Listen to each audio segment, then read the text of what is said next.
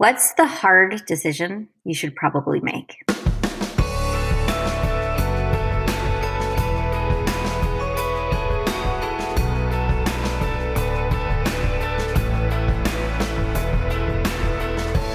Hey listeners, welcome to In the Arena. I'm Jackie Goldberg. And I'm Leah Smart. And today we are jumping in with Alyssa Merwin. So welcome, Alyssa. Thanks for being on. Thanks so much for having me. Awesome. So Alyssa is the VP of Sales Solutions for the Americas here at LinkedIn. She has been with the company for 9 years. It is now. And Alyssa, when's your anniversary? January would make a decade. Wow. Make a decade. Amazing. Okay. So that's a big part of the reason we wanted to have Alyssa on was she is one of our most tenured female leaders here at LinkedIn. So definitely someone we are inspired by. And she's incredibly passionate about personal and professional development. So we are looking forward to kicking off with her and spending some time talking about life and leadership. We are so excited to have you, Alyssa. Thanks for joining us. So we have a tradition here on In the Arena. We love to kick it off with some speed dating questions.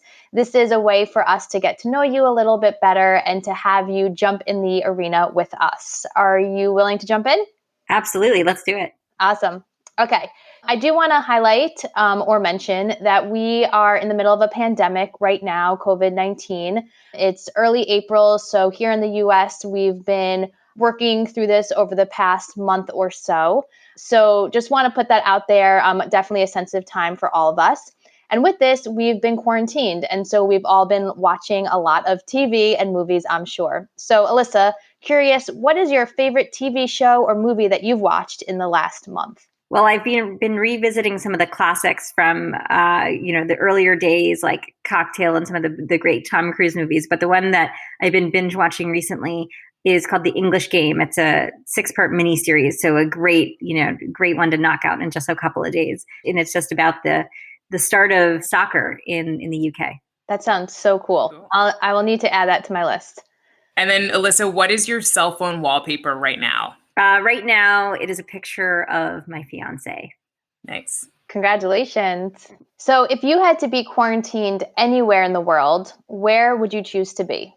It was a toss-up between a tropical island or something a bit cozier, but I'm actually going to opt for a little stone cottage in the English countryside where I can get away from it all and go for long, long walks in the country. Sounds so lovely. We will join you there. Okay, so really interested in your story. Like, really, can you kick off just telling us who you are? How'd you get here? Yeah, sure. So as you mentioned, I've been at LinkedIn for quite a while. In fact, I've only worked at 2 companies so far in my career. I spent the first 9 years at a company called the Corporate Executive Board, which is now owned by Gartner. And then I moved over to LinkedIn as a frontline manager. And that transition in and of itself was sort of a not obvious one, at least on paper. I was running a pretty large organization and had an opportunity to take a very big promotion at the Corporate Executive Board. But when I got connected to LinkedIn, there was an opportunity to take a much, much, much smaller role. I think that just for sense of comparison, I probably would have been leading about 100 people in the promotion opportunity at my old company, or frontline managing 5 reps at LinkedIn. And so on paper, it was one of those crazy decisions. But as I was talking to the hiring manager at LinkedIn, Peter Kim, who brought me in, we had a conversation about, what is the arc of your career that you're optimizing for? If you're optimizing for the next 1 to 2 years, you probably want to stay where you are. It's more scope, it's more responsibility, it's more seniority. But if you're optimizing for the longer arc and thinking, longer term about the growth and the things that you'll be able to do over time at LinkedIn, he said, I'm pretty sure that there's no doubt that there'll be more interesting opportunities here over time. And so I had to make some decisions about, was I more interested in what looked good on paper and what was sort of the bird in hand and the bigger opportunity today? Or was I willing to take a bit of a bet and hope that over the course of time at LinkedIn, there would be more interesting opportunities and ways for me to grow. And so I obviously went with the latter decision, even against the guidance and advice of some friends and mentors who thought I shouldn't have done that. And so anyways, I made the decision to come in. Of course, it was the best decision I ever made. I'm so curious. What did you learn from that experience? Well, one of the things that I learned was it's really important to look at the opportunity to grow and to learn different skills and from different people, and not necessarily letting my ego make the decision about what the right opportunity was. Mm. When I was interviewing at LinkedIn back in the day, it was this much smaller company. We were pre-IPO, and it was fewer than 1,000. We were fewer than 1,000 employees, and so I was interviewing with some of the senior most leadership, and it was very clear to me that the kind of leaders we had at LinkedIn were very different than the kind of leaders that I had been exposed to. And I had aspirations to maybe one day run a company, and I realized if I keep doing what I'm doing at the place that I am, I'm probably not going to grow as expansively as a leader and be as strong of a leader. And so that was a big part of making the decision to move to LinkedIn was these are going to be the people that I'll get to learn from. And man, was it a lot of learning. I definitely fell on my face a number of times that first year or two that I came to LinkedIn and had to learn some lessons the hard way, which we can certainly talk about. But that was part of the journey that I needed to be on in order to grow as a professional and grow my career. Thanks for sharing that. I took a couple things. I love that you said optimizing for the arc.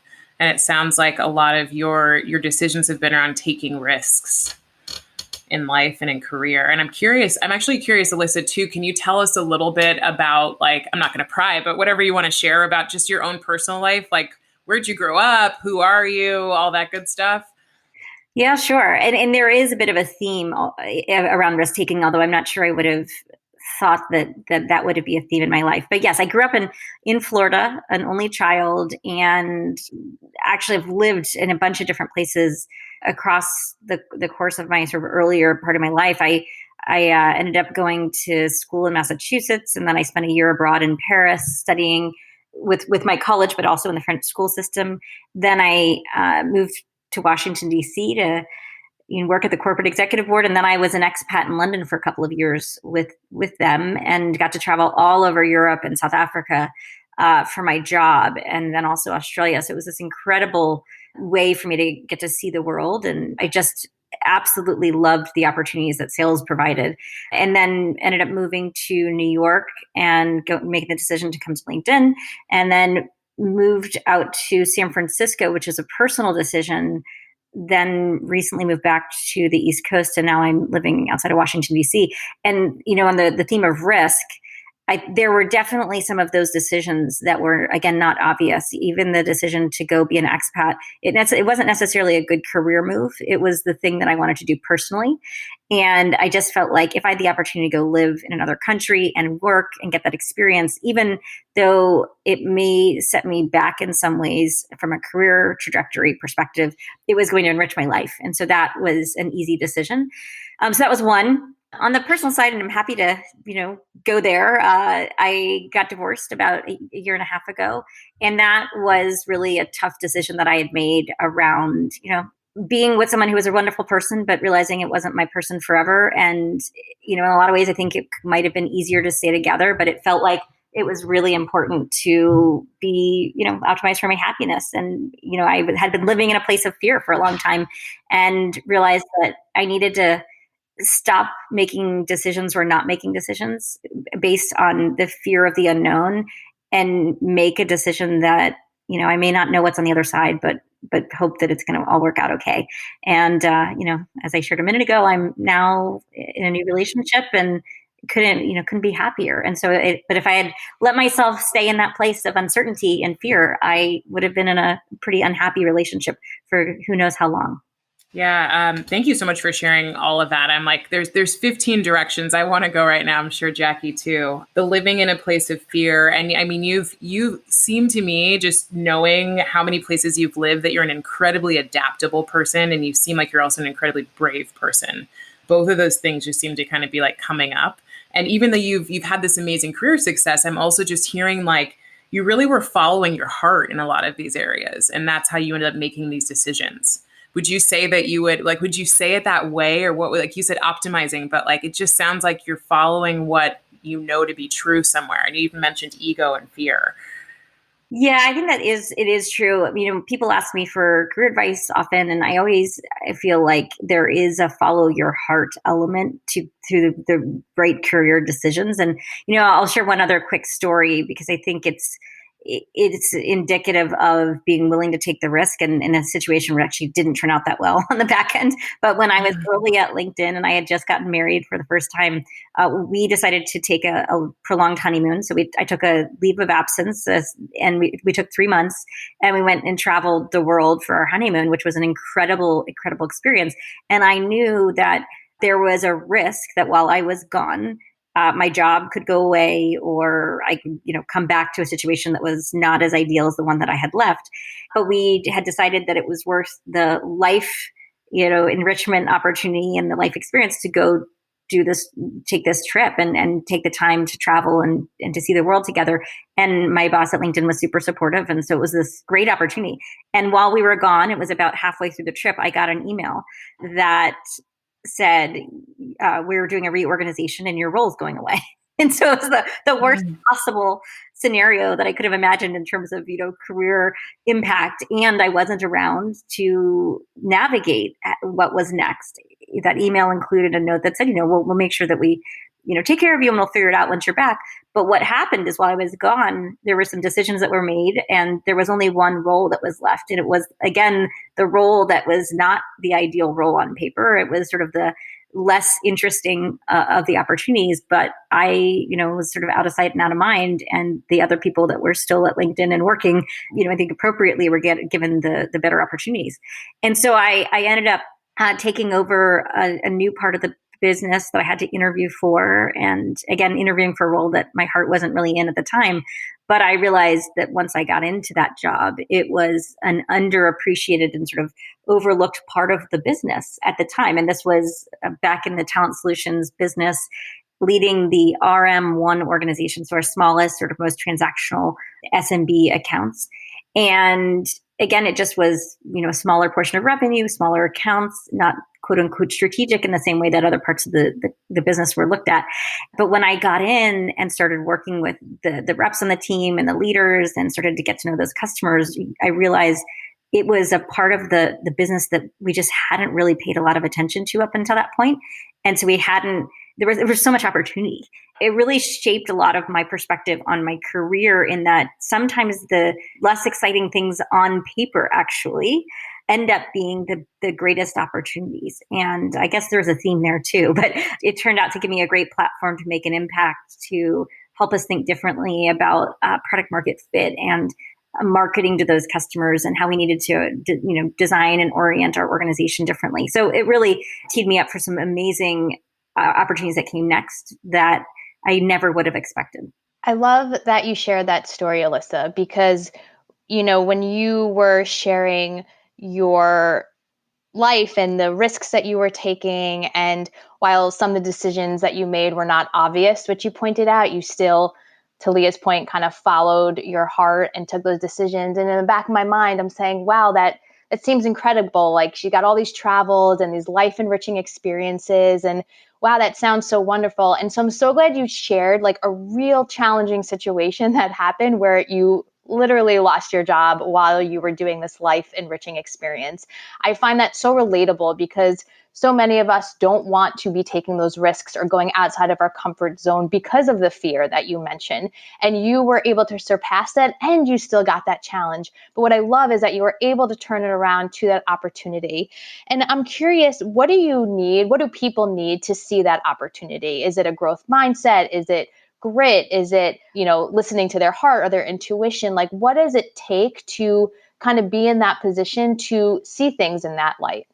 Yeah, I think the first part is allowing yourself to feel the emotion. So when I came back from that trip and found myself with very limited opportunities and having to interview for a new role, I was angry and I was frustrated. And to be honest, I was fearful. I didn't know where I was going to land or what it was going to lead to.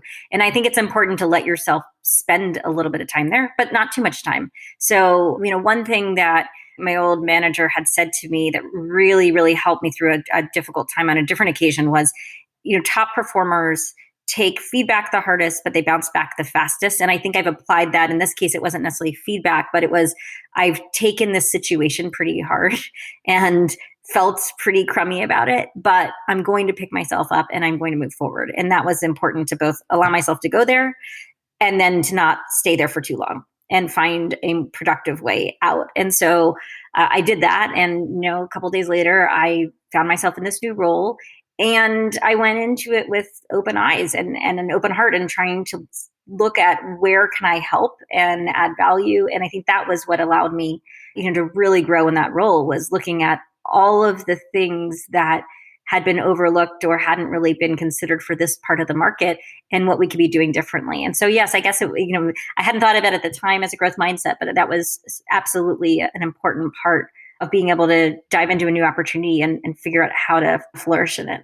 Yeah. Yeah, it sounds like one of the things that you mentioned too is processing. So in coaching, we talk a lot about processing your emotions and allowing yourself to be with them. So, you said like just letting myself feel the emotions, whether it's anger or sadness, but just sitting with them actually is what allows them to move through you versus holding them and then they come out somewhere else, right? And they may come out on someone else that didn't deserve to have the experience of your emotion. So I love that you incorporate that. And I'm curious too, because you've also alluded to the idea of finding silver linings, right? Like you were going for a job that your heart wasn't really in, but it ended up having some, I think you said it was like an underappreciated role and having some areas that allowed you to flourish and grow. And those are really, when I think about, leadership qualities, those are both really valuable qualities of a leader and really of a human being, right? Like we all would aspire to be able to do those things. I'm curious, how do you lead the people that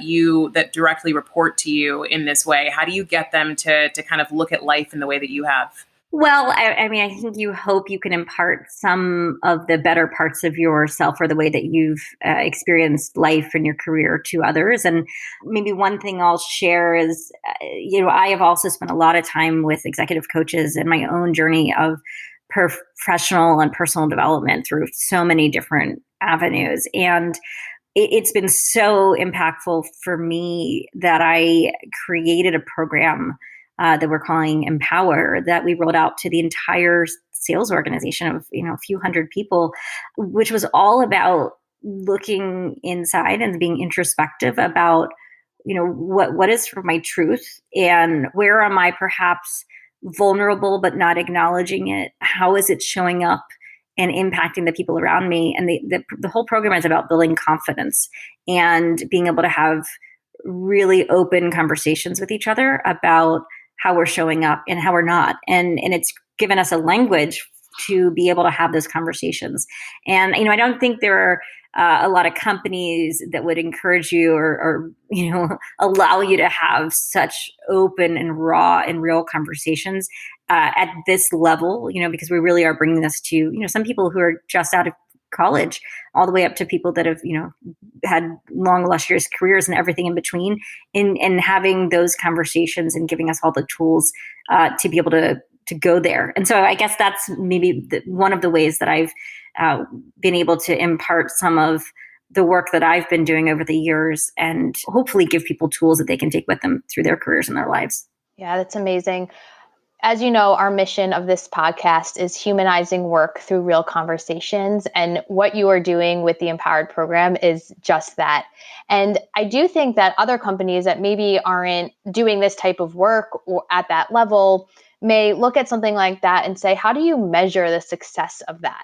And, it's always about the metrics, right? And so curious, what do you look at? Where do you see the LinkedIn as a company or you as the leader of this program looking at, is this successful? Well, I've been doing this work with my leadership teams over the past 4 or 5 years. And, so those would be teams of, I don't know, let's say 30 to 40 leaders in some of the different businesses I've led. And each one of those businesses has been one of the top performing businesses in the company. So it's hard to say there's, causation versus correlation or otherwise. But there's no doubt that when you're as a leader able to bring a level of openness and honesty and directness to your leadership team, and to have the hard conversations and have the supportive conversations. But, really think really where we get to some of the meat of this is, how are we not showing up as leaders, and what do we need to do differently? It starts with us. When you can have that on a consistent basis, and that feedback flows in all directions, I think you can't, there's, I guess, no surprise that you would have top performing teams. So I think that's one part of it.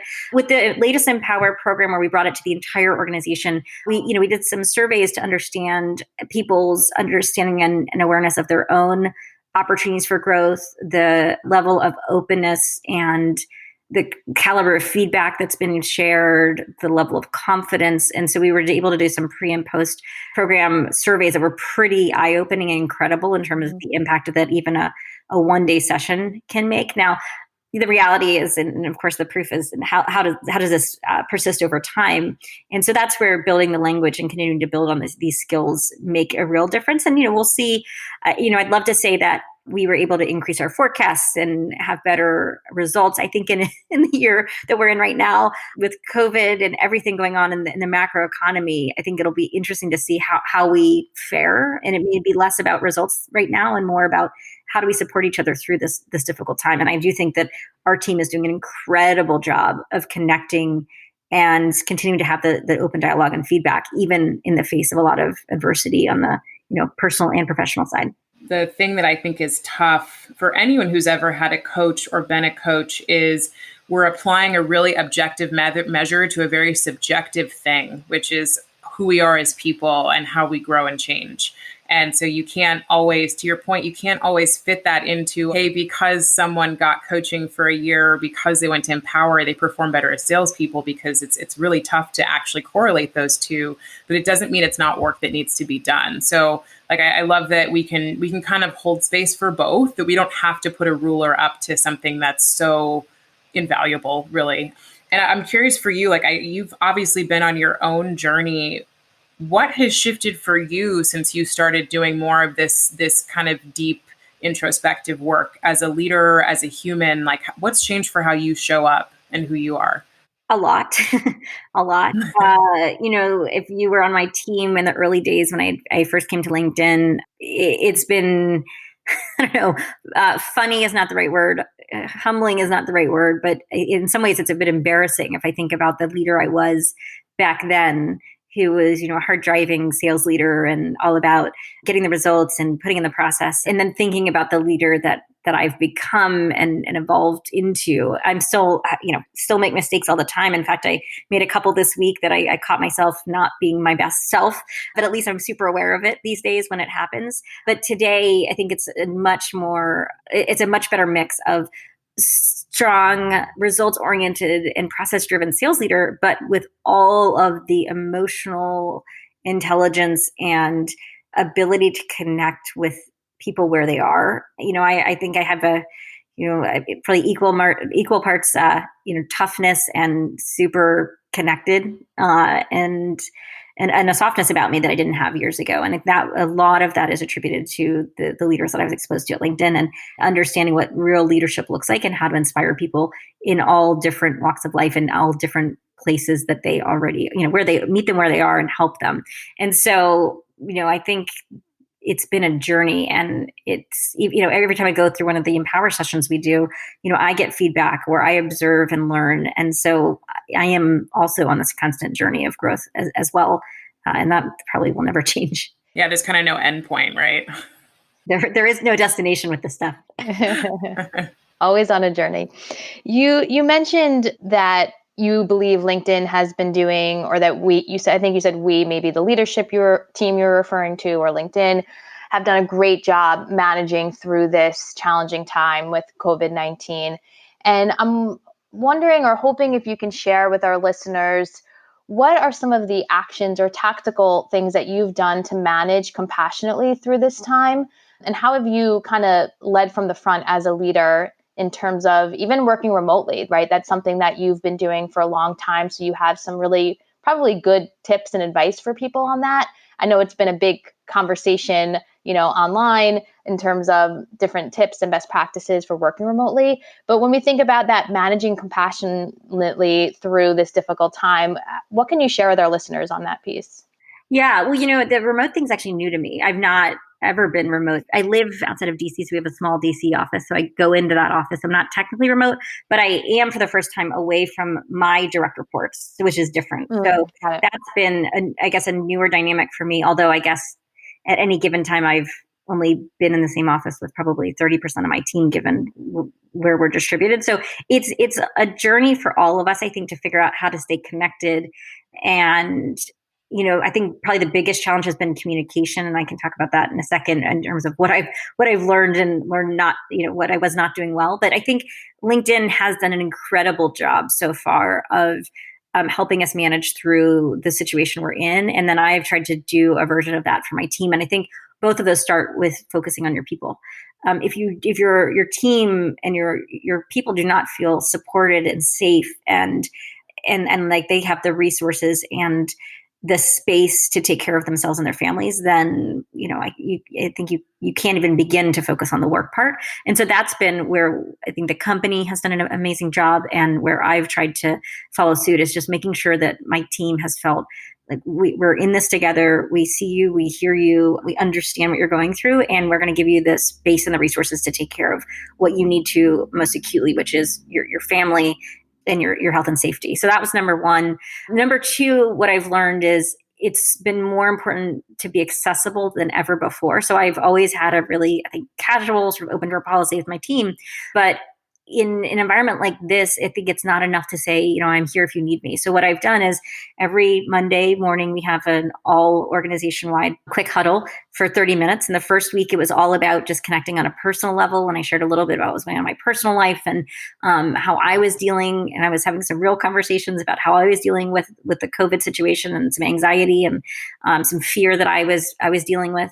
The next week, it was about, okay, we're all going through this together. Let's make sure that we're also focusing on the business continuity at the same time as recognizing that we're still processing. This week was moving a bit more into the how are we going to support you on the work side through this, some resources, some tools. I brought in some customers to share with the team, here's how they're dealing with the situations so that we could, bring some real life examples and situations that they could, relate to and ask questions. And then, creating things like office hours. So I'm doing those twice a week with the team, and we're having, anywhere from 30 to 50 people call in. And sometimes we're just sharing ideas and kicking around some best practices. And sometimes we're just talking about life.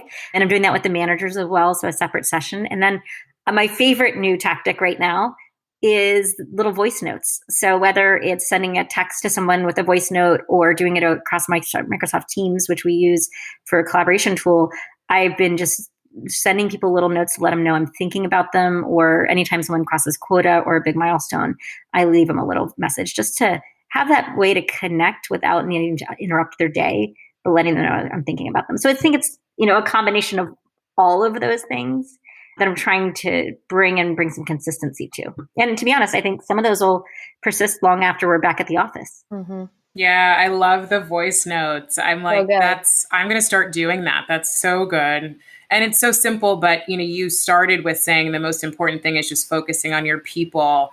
We've talked so much over the last few years about how leadership is now about soft skills and people first. And it felt like at times it could be a jargony thing, but this is kind of the moment where the rubber meets the road.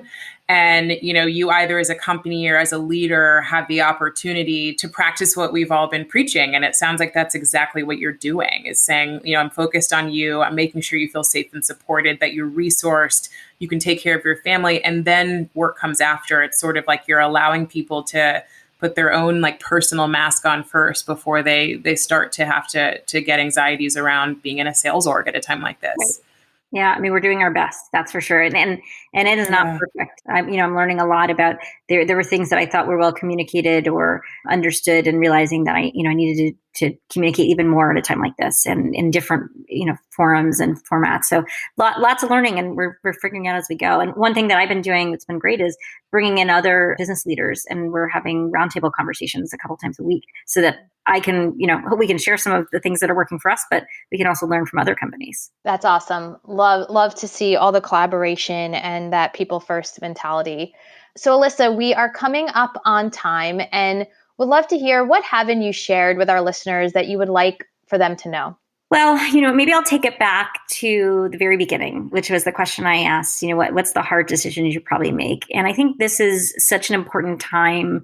We all are, I think, having to step back from what our normal life was in every facet, whether that was on the personal side, the professional, the social, familial, and reevaluate what's important. And, I think I've been doing a lot of soul searching and thinking about, what's my purpose on this planet? And, when this is all done and I can start to have a broader impact, what will I do differently? And I think that's the question I would leave with everyone is, what will you take from this experience of really recentering on what matters and the great gifts that you can bring to the people around you? And what are some of the decisions that you will make that maybe you hadn't been forced to or had an occasion to really think about before? But when we come out of this, what might you do differently? I love that question. I think we're all thinking, God, how can we, if we are fortunate enough to have space and time to reflect on our lives, and even Alyssa, you said purpose. Me too. I'm like, that's a whole other recording for us to do together around what the purpose of our lives is. But how do we take some of this forward and not forget this time if we're fortunate enough to have it to be reflective? So I love the idea of thinking through that and bringing some things into whatever post-COVID life looks like. Yeah. And how do we make it stick, right? How do we not do it for just some time, but how do we really make it as part of our lives and really take this to be a life-changing time for us? I love it. Yeah.